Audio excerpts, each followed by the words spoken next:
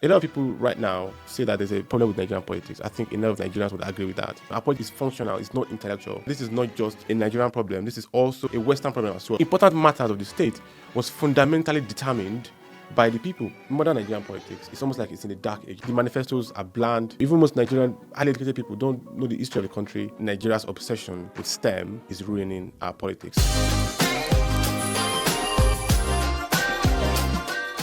Good afternoon, everyone, and welcome again to the Uncharted Curriculum. My name is Olanrewaju Peace Ajidagba, and once again, I'll be your host for today's episode. Today's episode is going to be a bit longer than the last one I had, which was about Pan-Africanism. I hope you enjoyed the last episode, and I hope you've made some of your views known in the comments. And the podcast mainly is about debates, it's about ideas, and I welcome people that want to criticize my ideas or want to have deep opinions on the things that I've said. Anyways, today's episode is mostly about Nigerian politics, and just like I did for the last episode, I've already written about this subject on my blog. So I wrote an article last year, and it's mostly about Nigerian politics, and the title of the article is Science, Humanities, and the Battle for Nigeria's Political Future. So that article forms the bedrock for today's podcast, and the topic for today's episode is Nigeria's obsession with STEM is ruining our politics. So that is largely talking about the same thing, and the fundamental idea is that one of the main problems with Nigerian politics, and the reason why it is not working, is because of this fundamental obsession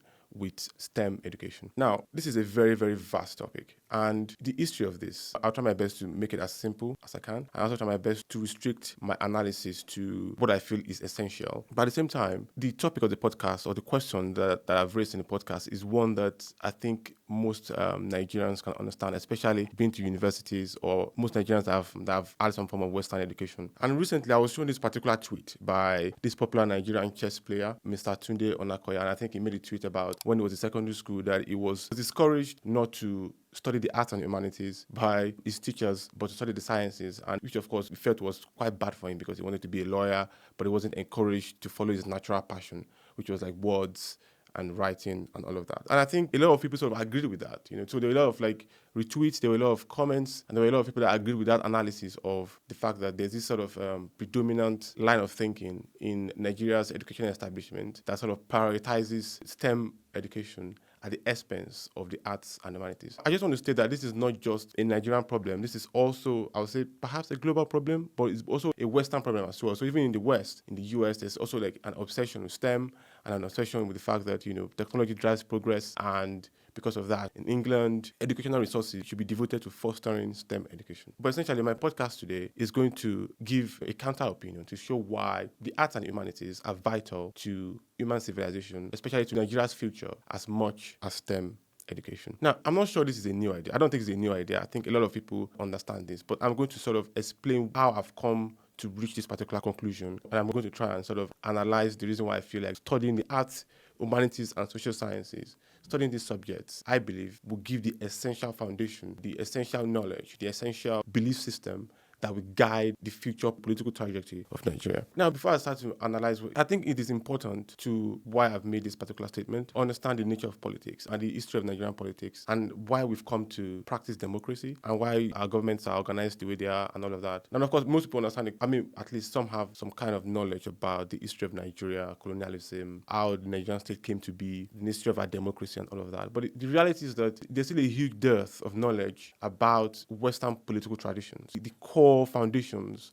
of Western political traditions, and the development of these traditions and how they relate to us. And that's essentially where I will start from in today's episode of the podcast. I will implore you to follow me as much as you can and to be patient in the way I sort of sketch these ideas through time and through history. So essentially, to understand Western political traditions, or to sort of understand the development of Western political traditions, we have to go back to the very beginnings of Western civilization, in a sense. And to understand the very beginnings of Western civilization, we have to journey back to the ancient Greeks. Now, the ancient Greeks are unique people. The civilization of the ancient Greeks is a unique civilization, and it is a civilization that has contributed to the birth of the modern world. And so, of course, there are different ages of the Greeks. There's the archaic age, there are the dark ages, and of course, there's a classical age. But my focus today broadly will be based on the classical age and the achievements of the classical age, and how the classical age has led to the foundations of Western political thought, of Western science, of Western civilization generally. And to start my analysis, I'd like to read you a particular part from a speech given centuries ago by Pericles, the great Athenian leader. The speech was given called the funeral oration. The first time I encountered this speech, I felt like it was the greatest piece of political oration that I've ever read. Not just because of the way it was given, but because of the fact that the ideas that were mentioned in the speech, the ideas that were discussed in the speech, were still very, very relevant to the politics of the modern age. There's a lot of controversy about this speech because the speech was recorded by Thucydides, the ancient historian, and recorded this speech from memory. So, it wasn't as if it was giving the speech and Thucydides was writing it down as it happens now. So he recorded the speech from memory. He reconstructed what Pericles said at the time. There's a lot of controversy that says that, perhaps this is just like some kind of fiction, it's not real. But I think that, I support the historians. I feel like this speech was actually given. And if you look at the other records we have about the life of Pericles, in Plutarch, for example, the depiction of Pericles was someone that was a great orator, someone that was, uniquely gifted in public speaking. But back to the speech, I'll read an excerpt from the speech just to give you an idea of what I'm trying to say. So it says that our form of government does not enter into rivalry with the institutions of others. Our government does not copy our neighbors, but it's an example to them. It is true that we are called a democracy, for the administration is in the hands of the many and not of the few. But while there exists equal justice to all and alike in their private disputes, the claim of excellence is also recognized. And when a citizen is in any way distinguished, he is preferred to the public service, not as a matter of privilege, but as the reward of merit. Neither is poverty an obstacle, but a man may benefit his country, whatever the obscurity of his condition. Now, this was given centuries ago. It was the funeral oration, so it was given to commemorate the death of Athenian soldiers that had fallen. I can't remember the exact battle now, but it was given to commemorate their death. And essentially, what Pericles was talking about, he was trying to sort of like eulogize the glory of Pericles and Athens. And like he said, our form of government does not enter into rivalry with the institution of others. It is true that we are called a democracy, for the administration is in the hands of the many and not of the few. So you can see that these ideas of democracy, of the fact that the government of the people for the people, the foundations of it, of course, was in ancient Greece. And the Greeks had a unique form of government that was not replicated anywhere else, specified that. And Athens especially had that unique form of democracy that was not replicated anywhere else. And the Spartans, of course, were not democratic. They had a completely different form of government. There were some democratic elements, but it wasn't a democracy. But the Greeks had this, they were a democracy.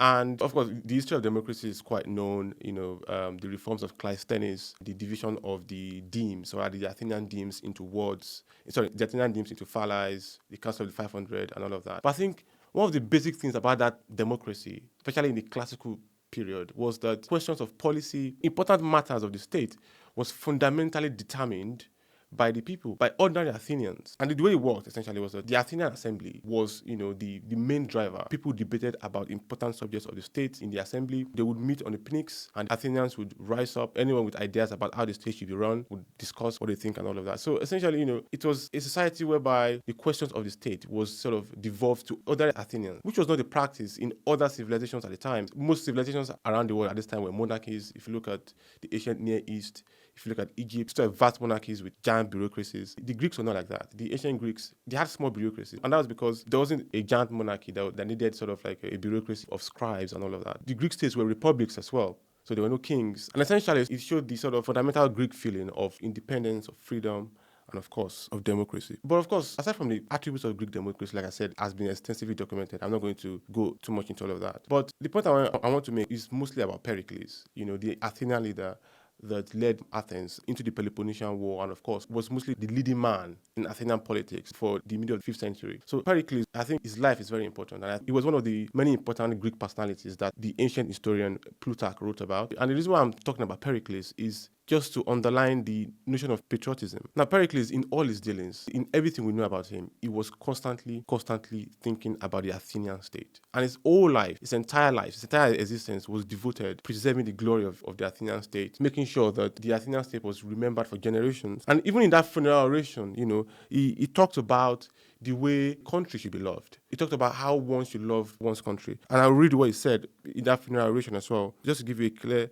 indication of what I mean. It says, I would have you day by day fix your eyes upon the greatness of Athens until you become filled with the love of her. And when you are impressed by the spectacle of her glory, reflect that this empire has been acquired by men who knew their duty and had the courage to do it. Athens crowns her sons living and dead, after a struggle like theirs. For where the rewards of virtue are greatest, there the noblest citizens are enlisted in the service of the state. And now you can clearly see his clear love and admiration, which was evident by what he did for his country. If you listen to what he said, for where the rewards of virtue for Athens and if are greatest, there the noblest citizens are enlisted in the service of the state.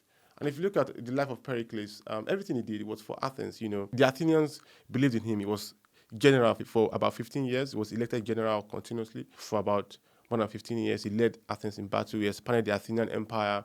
And he also sort of did a lot of innovative things like expanding public service, paying for public service for the first time. And of course, his idea that the fact that Athens should be remembered for posterity, the Athens most people know about now, the glory of Athens that people see, the Acropolis, the Parthenon, things like that, all those public buildings were things that were done during the time of Pericles. And that was because he wanted his country or Athens to be sort of venerated by future generations. And he had a feeling it would be, which of course is the case today. So essentially, for the Greeks, and Athens especially, they contributed a lot to the development of human thought and human reasoning. And of course, I don't have to go into all of this, but the foundations of modern science, of modern politics, of modern literature as we know of it, the roots of this come from the ancient Greeks. And of course, the word politics itself comes from polis, which means a sort of a community in ancient Greeks. Now, of course, you may ask, why is any of this relevant to Nigeria's political future? Why should any of this be relevant to the future of Nigerian politics? The reason for that is because of the British Empire. And like I said, it is impossible to understand Western civilization, Western political traditions, Western legal traditions, Western civilization generally, without understanding the ancient Greek. And because of the British Empire, obviously, the political traditions of the Greeks have been brought to our shores. But of course, like most civilizations, the Greeks themselves declined, and later they were conquered by the Romans. But of course, like Ori said, Roman traditions itself was rested on Greek foundations. So essentially, the Greek and Roman worlds became a sort of a unified world. When the Romans conquered Britain and Romanized Britain, the traditions, that the Greco-Roman traditions got transmitted into British society, and from the medieval period, a lot of the knowledge, the values, the legal traditions, and of course, the literature, and broadly the culture of Greece and Rome got transmitted into British society. I mean, for example, if you look at in the 12th century, a typical literate Englishman would write in Latin, which was, of course, the official language for formal records, for the law, and of course, for the church as well. They would also be able to write a little bit in French and would also speak in English. So essentially, the point I'm making is that the political ideas of the modern West, the roots, of course, are in the Greco-Roman world. And, one place is very evident is the British Empire. At the roots of the British Empire, say, in the 17th century, a lot of European political theorists and a lot of political thinkers based the foundation or the intellectual justifications of the British Empire on the models of Greece and Rome. So, for example, Adam Smith, when he was writing in The Wealth of Nations on colonies, his examples were based on an extensive study of the classical empires of Greece and Rome. And so essentially, for a long time in British history, there's an extensive, almost rabbinical devotion to the study of these ancient societies of Greece and Rome. And a clear evidence of this, if you look at Oxford and Cambridge in 1800, to get a degree in Bachelor of Arts, a new law was created. And of course, the new law was based on written examination. And the written examinations were based on two criteria. So the first one was literae humaniores, which means more human literature. And the literae humaniores was based on human learning, like I said. It was based on Greek and Latin literature, philosophy, logic, and at a later time, history. And of course, the second aspect was based on mathematics and physics, which covers the study of the natural world. The foundations of these two strands of learning came from the ancient Greeks. And of course, the Romans adopted a lot of ideas of the ancient Greeks and transmitted them to the British, which of course, as time goes on with the empire, became transmitted to other parts of the world. And so, even in the middle of the 19th century, for example, a lot of what was taught at Oxford and Cambridge in regards to literary humaniores was based on, like I said, the ancient Greek world. So some of the books that were taught some of the authors that were studied were Herodotus, Thucydides, the history of the Peloponnesian War, Plato's Republic, Livy's History of Rome, the Annals of Tacitus, Aristotle's Logic, and so on and so forth. So essentially, the aristocracy and the British elite went to the elite universities. For a long period of time, their education was based on the study of the timeless societies of Greece and Rome. And this had a lot of impact on the development of the British Empire. So if you look at India, for example, when the British Raj was officially established in 1858, Balliol College in Oxford had a very, very huge impact in the administration of India. And a lot of the people that were sent to India to administer the colony that went to Oxford read classics, so they read literary humanities. And of course, 1/3 of the officials that were in the Indian civil service at the time were from Balliol College, Oxford, and they were classic students. So the point I'm making is that from the medieval period in British history, there had been that sort of devotion to the study of the ancient Greeks and the Romans. And now, this had an impact on almost every aspect of the empire, their way of life, and of course, the assimilation of the traditions of those societies and the assimilation of their ideas, their way of life, their culture, their intellectual values, and all of that into British society. I've mentioned India, for example. But if you look at even the creation of Nigeria, if you focus on the colonial administration of Nigeria, that's the colonial office, you see that if you look at the record, the vast majority of the colonial officers that were involved in Nigerian affairs were classical scholars. So they studied classics, just like the ones that I've mentioned earlier. And so if you look at after the colonial office acquired the Niger Coast Protectorate and the Niger Coast Protectorate and the territories of the Royal Niger from the Foreign Office in 1898, the men that were involved in the sort of in the administration of Nigerian affairs in the colonial office were men that most of them went to Oxford and Cambridge, and they also were steeped in the learning of classical education. So I'll give you some facts on this. And a lot of the things I've seen regarding this is from the book written by John Calland on the colonial office and Nigeria. Most of these men, just a little bit of background of them, they were mostly from the upper middle class, mostly public school men that had a kind of class-based view of life. So they were sort of like from the British upper middle class society. So at that particular time, even in the colonial office, there were about 20 of those officials that sort of dealt with Nigerian affairs. That's between 1898 and 1914. So essentially, I'm focusing on the education of these colonial officers. I'm not really focusing on what they've done, and because that's a different discussion. I'm focusing on their education to paint the picture of the sort of the continuing strand of devotion to classical learning, to understanding the political culture of the ancient Greeks, to understanding the roots and the traditions or the roots of Western civilization. The reason why I'm saying that is because I believe that the exclusive devotion of this particular class to this form of learning has fostered a political culture that has lasted through time for the British. And so essentially, in the colonial office, there were about 20 men, just a brief background, there were about 20 men in the colonial office that were focused on Nigerian affairs between 1898 to 1914. And between 1898 to 1914, Nigeria as a territory, the different protectorates, that's the Niger Coast Protectorate, the Colony of Lagos, and of course, the territories of the Royal Niger Company, all moved from diplomatic entities to administrative entities. And by 1914, of course, there was the amalgamation of Nigeria. So between this period of 1890 to 1914, the colonial office was absolutely crucial to the development and the creation of the Nigerian state. And the point is that what sort of men created or worked to the development of the Nigerian state, and what was their background, and at the same time, how did their education, in my opinion, play into that continuing strand that I've pointed to in British intellectual life, in the sense that it is closely related to, if you look at what they studied, that continual devotion to classical learning. So essentially, out of these 20 officials, 18 of them went to Oxford or Cambridge, and out of those, 13 of them studied classics, 5 studied mathematics, and 1 studied history. So essentially, out of 20 colonial officers that dealt with Nigerian affairs, 13 of them studied classics. That's literary humanities, the same, and classics really is the study of the culture of, the ancient Greeks and the Romans. So essentially, British political culture, as it is, that was handed to us, was for a long time devoted to studying the culture of the ancient Greeks, their political traditions, and their political heritage. And of course, and this wasn't just the case of the colonial office, this was also the case for the civil service in general in the late 19th century. So from the 1870s, for example, the British civil service had what they called open examinations to screen the best candidates. And if you look at the subjects that this official studied, it gives an example of what I'm saying, in the sense that the appreciation for humanistic learning was very, very crucial to the development of the British state, which was, of course, crucial to the development of creating Nigeria. So even in the 1870s, the subjects for open examination were in Greek, in Latin, in English, in French, in German, in moral sciences, jurisprudence, math, and political economy. So, these are kind of the subjects that taught you about the values of the state and taught you about the history of the ancient Greeks and all of that. So a lot of these officials were familiar with humanistic ideas. And it was obvious. A lot of them were writers, some of them wrote literature, some of them even wrote history. Like, for example, Sir Thomas Heath, who was a permanent secretary at the Treasury, was a historian of ancient Greek mathematics. So, but my basic point is that there was that culture of humanistic learning, which was tied to the state. So a lot of these men would go to Oxford or Cambridge, read classics or read history or theology, and they saw that as a path to entering government, and which was ideal because the topics covered by these subjects were geared towards rearing men for political office.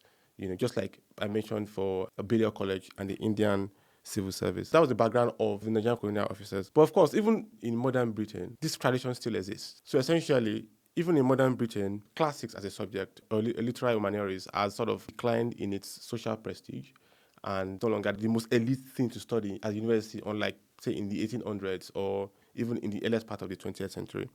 But there's a particular subject that has replaced classics, and this subject has had a dominant in British political life that is just, honestly, it's a bit ridiculous. A lot of people don't sort of like this. A lot of British commentators, they don't sort of appreciate this. They feel like this is creating a new elite that is ruining things and all of that. Just, they don't agree with the fact that a particular political culture should be linked to this subject or this particular set of people.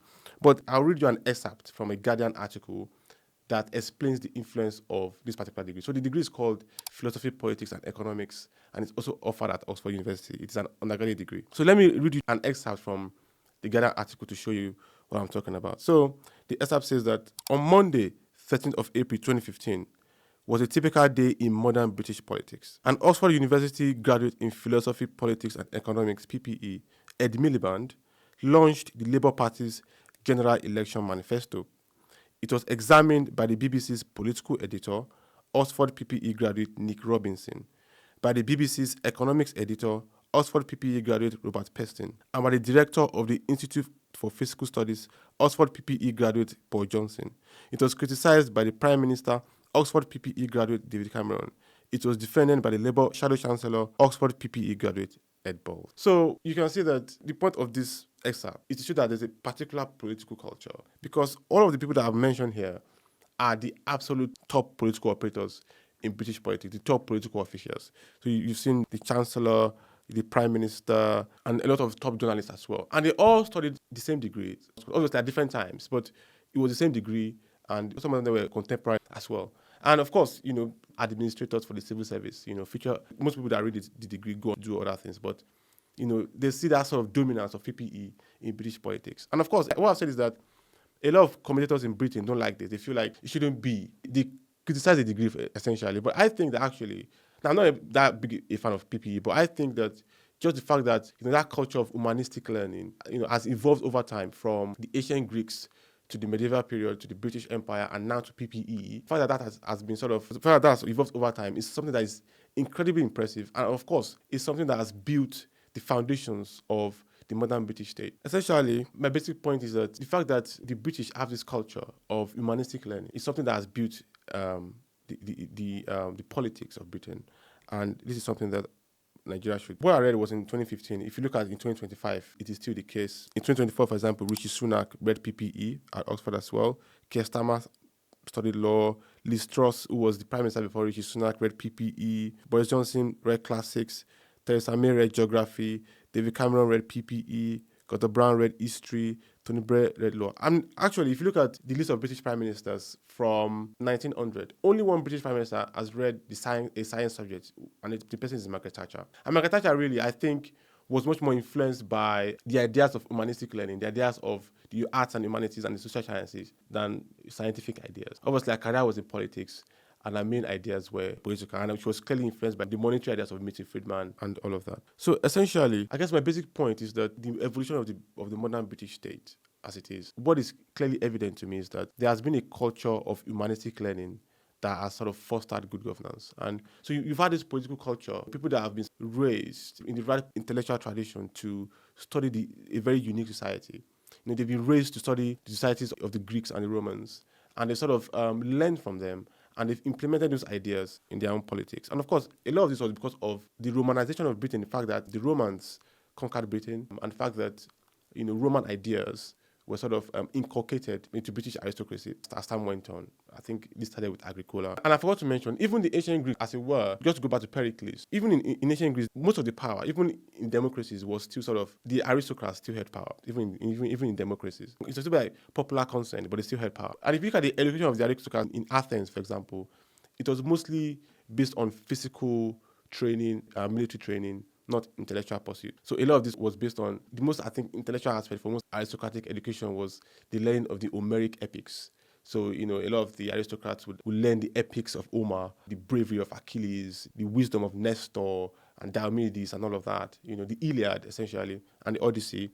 And they would learn these epics and they would sort of inculcate them in their lives as well. There was also physical training, which was like athletics, gymnastics, and music and things like that. But of course, Pericles was intellectual in the sense that, from what was recorded, at least from what Plutarch has said, he took a step further in his intellectual education. So, at least from history, we know that, Aristotle once said that Damon was his tutor, and he was also tutored by Anaxagoras, the philosopher.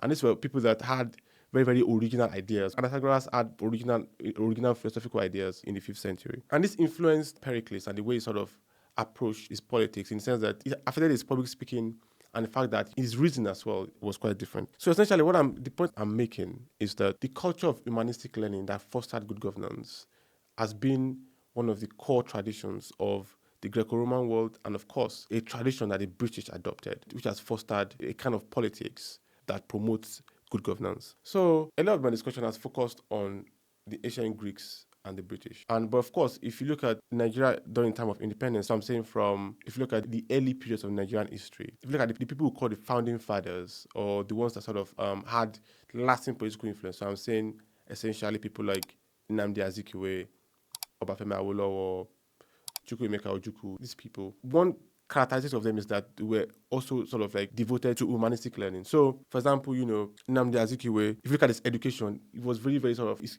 education was in politics. He had a BA in political science from Howard Universities. He had master's degree in religion and philosophy from Lincoln University. He also had another master's degree in anthropology from the University of Pennsylvania. And even when he was at Lincoln, he was a graduate student instructor, and he helped develop a course on African history.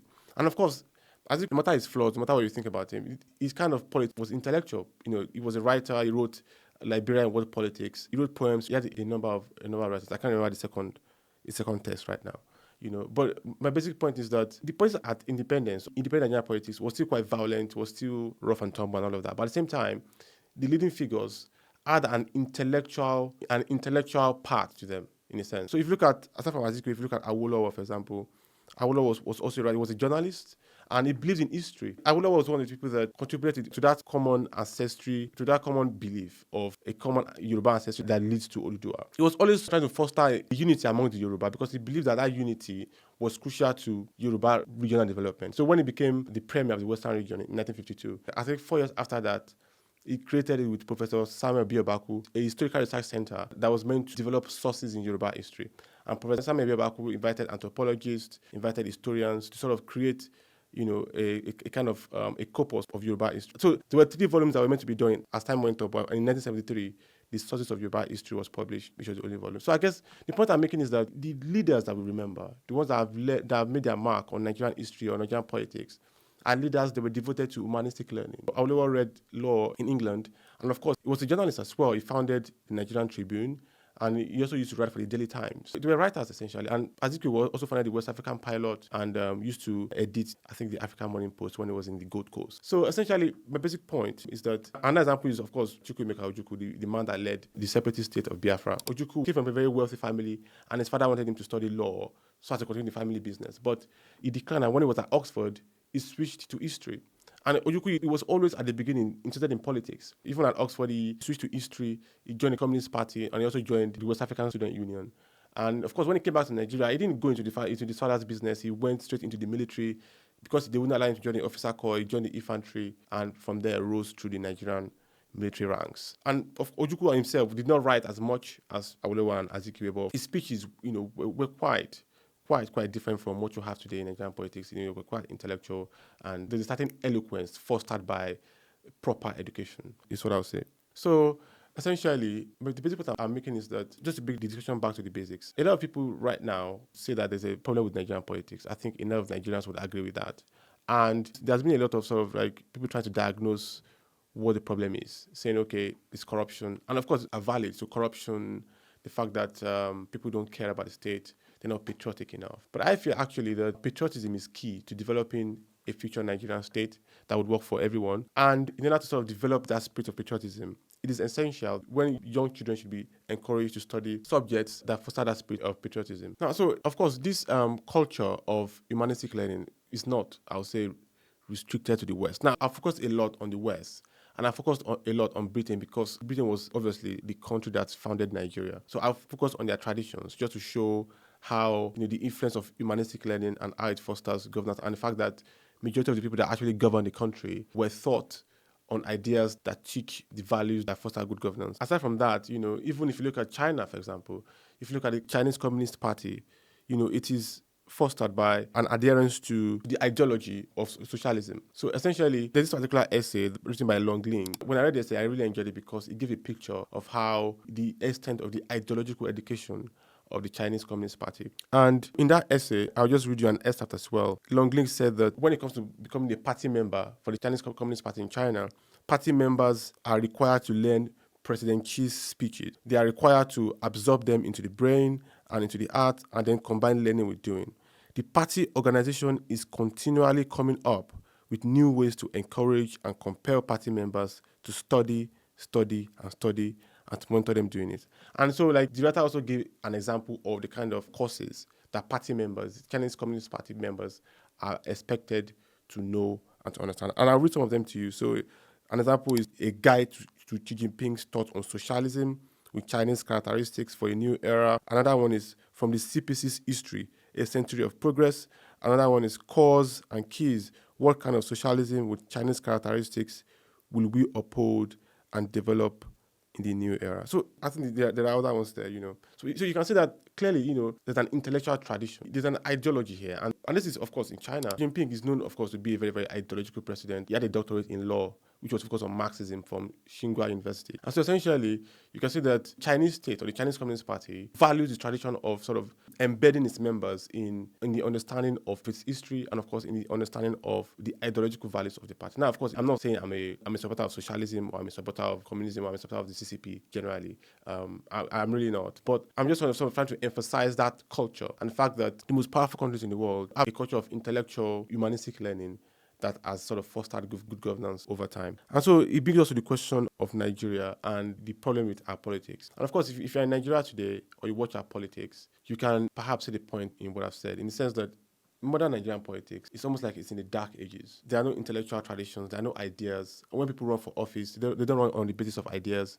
They run on just the manifestos are bland. There are no sort of core fundamental political ideas that guide our politics. Our politics is functional, it's not intellectual. And the reason for this, as of course, is widely known by a lot of people. And my sort of understanding of it is that there's been a continual decimation of the humanities. So if you look at it in 1983, for example, history was replaced with social studies in Nigerian universities. A reduction of academic historians by the military regime because of the structural adjustment program. So of course this led to, and the fact that most Nigerian students, even most Nigerian highly educated people don't know the history of the country or even the basic principles of government or the basic ideas that the Western civilization that is, of course, responsible for the kind of political traditions that we have. And so what you have is that there's been a continual promotion of functional education, the kind of education that will get you a job, which, of course, is understandable because of the situation of things in the country. So the kind of education that will get you a job at the expense of the kind of education that will imbibe you with the values that lead to the development of the state. And, now, I'm not saying that, of course, I'm not saying that you cannot study the sciences and be patriotic or or have ideas about how the state should be governed or intellectual traditions or political ideologies. In fact, you don't have to go to university to actually sort of learn all these things. If you're a curious person, you can always read and study. Winston Churchill, for example, he never really went to university. I mean, he went to Sandhurst, but never really went to university. But of course, he wrote a history of the English-speaking peoples and won the Nobel Prize in literature. So you don't have to go to university, but it's just that the ideas that sort of drives good governance, and these ideas in themselves are not functional, they are abstract. So the ideas of, so studying history, for example, not just studying like African history, but studying the history of the world, knowing how other civilizations have evolved, inform things like foreign policy, it evolves how we view our place in the world, and also sort of builds a conscious understanding of the state. Now, the problem now that we have is that now, of course, the fact that that culture of debasing the arts and humanities, like Mr. Onakoya mentioned, has led to, in my opinion, the culture of bad politics, because most people have not been raised, some Nigerians would relate to be patriotic. They've not been raised to understand the state. They've not been raised to understand how humanistic learning is responsible for the foundations of the state, unlike is the tradition for our Western friends. So essentially, just to conclude, after my long exposition, I believe that to remedy the situation, it is important that the arts and humanities and humanistic learning, Nigerian youth should be encouraged to study the subject, to understand the foundations of the state, to understand how the state should be governed, and to also understand how to guide the future of the Nigerian state. And of course, like I said, I'm not saying this should take a precedent over the sciences. Absolutely not. I believe in scientific progress, and I believe the sciences should be studied the right way, with curiosity and all of that. But at the same time, I deeply believe that a proportionate attention should be devoted to the two. And one thing I'll say is that I don't believe that the sciences would ever reach their full potential, or the humanities students are not encouraged to develop the country. So you can understand what I've said better in my article on the blog. So if you read Olanrewaju Peace the blog, you can get a better sense of the article. And please let me know what you think in the comments. And I appreciate you for listening to me today, and see you next time.